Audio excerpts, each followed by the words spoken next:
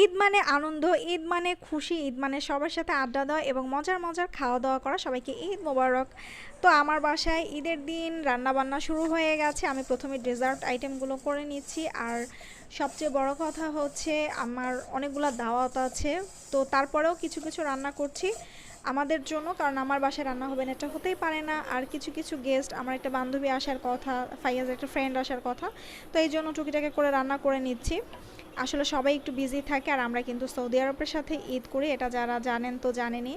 তো আগের দিন হচ্ছে যেই ঈদটা হচ্ছে সৌদি আরবের সাথে, সেটাই আমরা পালন করছিলাম। তো এখানে আমি হচ্ছে নবাবী সেমাইটা করছিলাম। ফাইয়াজ নবাবী সেমাইটাই বেশি পছন্দ করে, ইদানিং সবার বাসায় মোটামুটি দেখছি নবাবী সেমাইটাই হচ্ছে। তো এই তো আমার সেমাই রেডি হয়ে গেছে, আর আমি সেমাইয়ের মধ্যে কোনো ধরনের ফুড কালার ইউজ করিনি, একদম সিম্পলভাবে করেছি এবং সেমাইটা খুবই প্রিমিয়াম ছিল, খুবই মজার হয়েছিল। আর আগের দিন রাতেই কিন্তু আমি পুডিংটা বানিয়ে রেখেছিলাম। তো পুডিংটাই করেছি, আজকে পায়েস করিনি।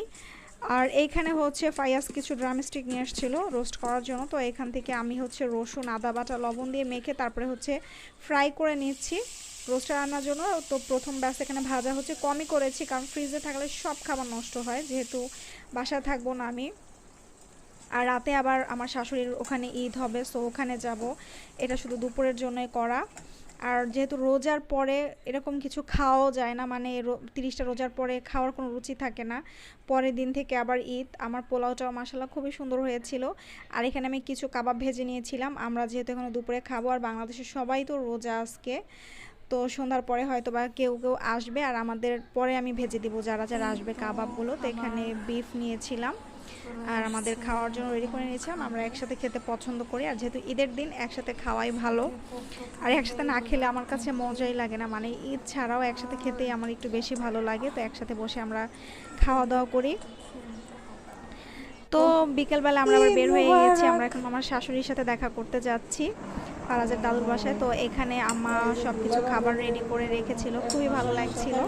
খাবারগুলো অনেক মজা ছিল, আম্মা অনেক কিছু অ্যারেঞ্জ করেছে, সব কিছু খাবার টাবার গরম করে দিয়েছে। খাওয়ার পরে আমি ভিডিও করছিলাম। আর আম্মার রান্না খুবই মজার, আমি আম্মার কাছ থেকে অনেকগুলো রান্না শিখেছি। তো এখানে হচ্ছে ফারাজের সালামি, আমিও অনেক সালামি পেয়েছি। আর ঈদের দিন সবচেয়ে বড় মজার যে বিষয়টা সেটা হচ্ছে সালামি, ফারাজ অনেক খুশি।